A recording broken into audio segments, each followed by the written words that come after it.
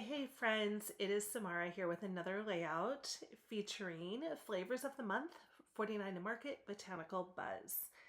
This collection is just absolutely gorgeous. And guess what? I'm going to be doing the Freaky Fast Friday, my first time. I'm so excited about this. In the flavors, we get these papers here, that wood grain paper, the first one. Wow. All right, so those papers are from the flavors kit. Then we get 2 sheets of this cardstock, which is this lovely stone color. You will get an assortment of embellishments. And then in the paper kit, if you subscribe to this, you will get 2 additional papers, which are super yummy. And then in the embellishment pack, this sheet of rub-ons is to die for. And then I do have some leftovers from the Shots of Life, which I may or may not sneak into this layout. Those are laser die cuts, and they are, as always, super yummy.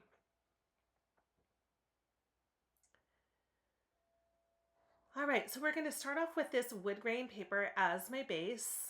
And this wood grain comes from the flavors. So let's just go ahead and trim that out to 12 by 12. You know, the hardest part for me with 49 and Market papers is deciding what to use because both sides of the paper are incredible. So the next thing we're going to do is cut out a 9-inch circle with this gorgeous daisy paper. And you're welcome. I edited out my fumblings and mumblings with this paper. And then also, in the middle of cutting this, my husband came in to tell me all about the World Series game, and I screamed because he scared me. I almost left it in, but I decided to pull it out. So just trimming out this circle a little bit, had a couple of jagged edges. User error. We're going to then cut out 3 4x6 papers. So I'm going to cut one from this kind of yellow mustardy color. And then we're going to cut from this paper here. And I believe this one is from the pattern paper collection, if I'm not mistaken. So I just use both sides there. And then my photos will go right on top. So I have the privilege and honor of taking all 1,000 students in my district up to a camp. And they go by school. And I get to go up and be with them, and it's just such an amazing opportunity for our kids. And so I always love my drive up there, and then once I'm up there, I always find a great spot to do a little selfie. I'm also going to be using some 49 and Market ink in the color Rainforest.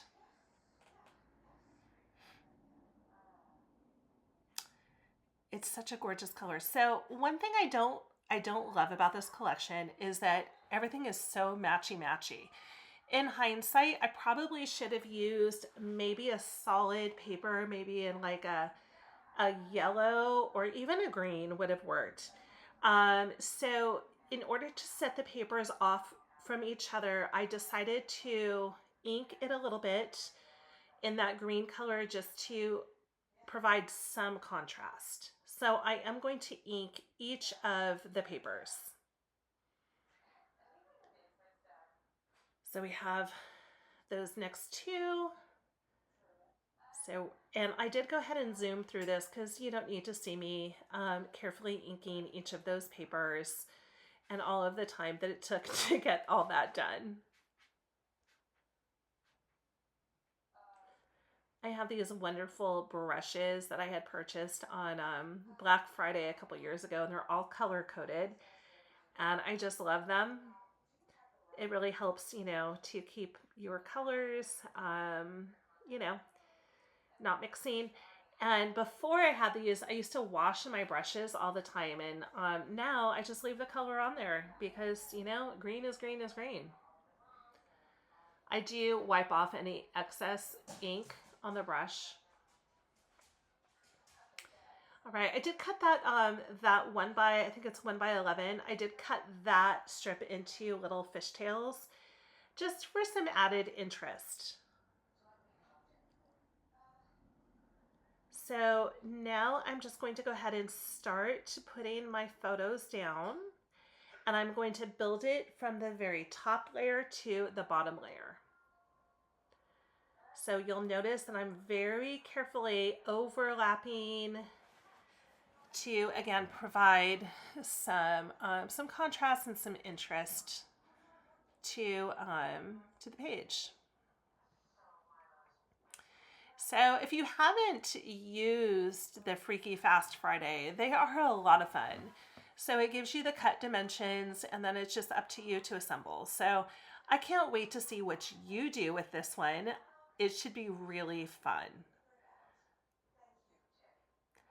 And fun little thing is I will sometimes cut my pieces in just like really cheap white cardstock, and then I'll play around with them and decide on my design there before I actually cut into my papers. Here we go, like layout done, right? So of course it's not done. You know me. Now we've got to add in all the embellishments, and that will take, you know, about half the amount of time because I do love me some embellishments. So this little beehive was, honeycomb was really just like the perfect element for a couple reasons. One, it's not in a patterned paper, so it provides just, you know, that yellow contrast to the layout.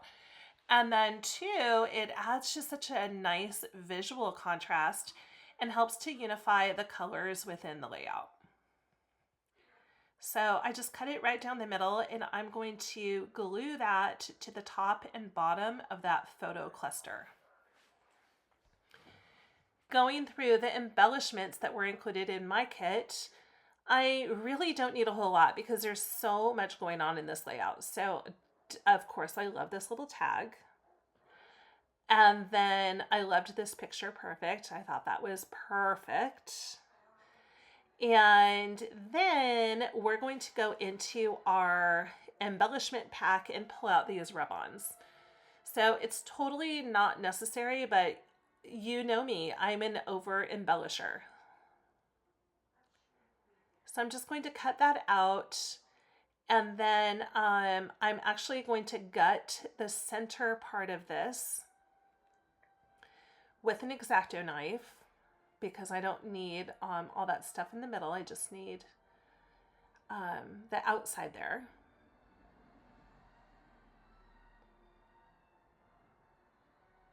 My X-Acto blade skills are subpar. I'm so bad.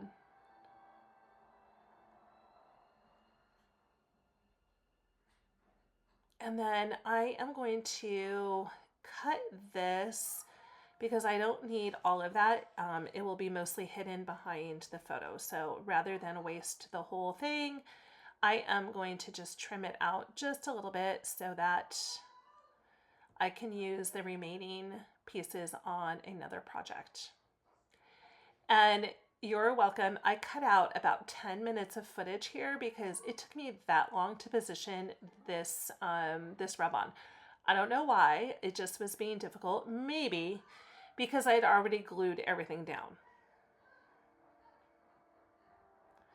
So I'm pretty happy with that placement. So just coming in with the bone folder and quickly rubbing that into the paper.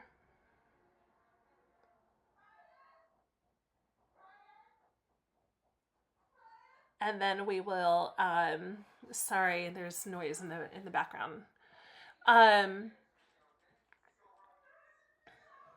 We will lift off the plastic there. All right, so just pulling that plastic off, ensuring that all of the pieces of the rub-on are nicely embedded into the paper.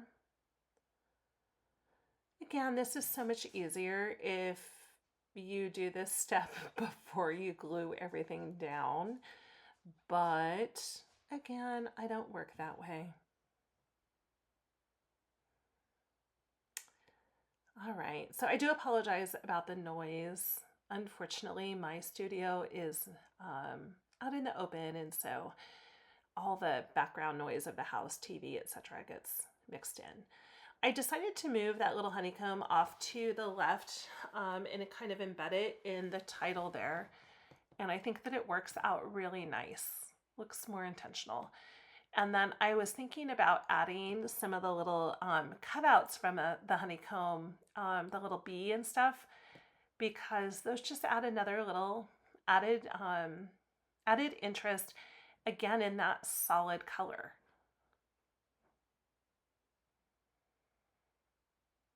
And don't worry about that glue that's showing. It will dry clear. You don't want to make too much of a mess because, you'll have a little bit of a glossy texture, but for the most part, it does dry clear. So just sliding that little tag in there. And then we'll raise up the top of it.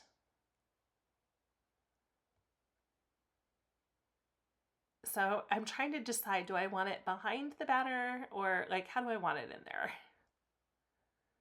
So I go back and forth and then eventually decide over on the other side of the layout. You don't have to glue everything, just a few dabs there will do it.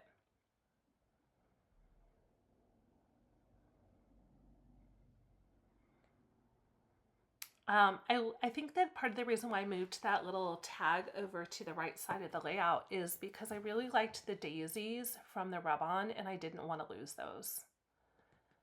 So we're just adding a little tiny piece of foam to the back of those little hexagons.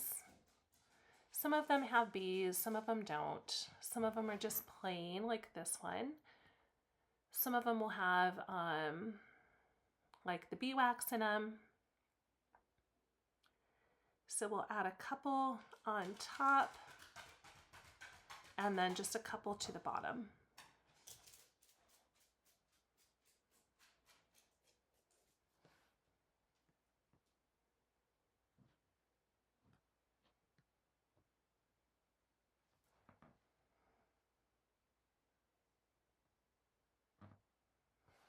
Aren't those fun? I didn't want them to be too organized, so I tried to do them a little bit random, which is hard because a honeycomb is not random.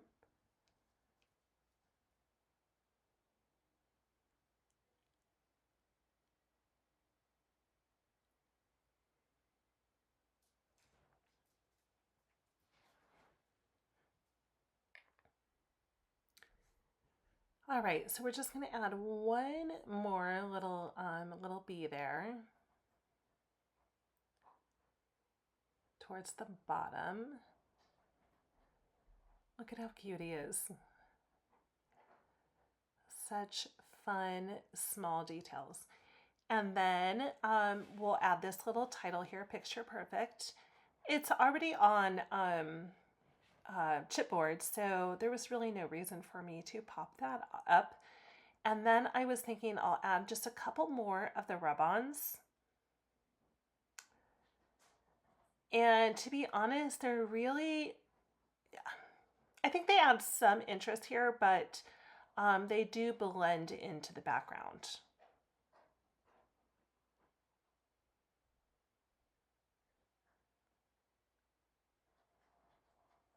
Something fun to do would be maybe to take a little bit of white paint or white gesso and add that to the background just to provide a little bit of contrast. I did love this honeycomb pattern there. Honeycomb on the honeycomb.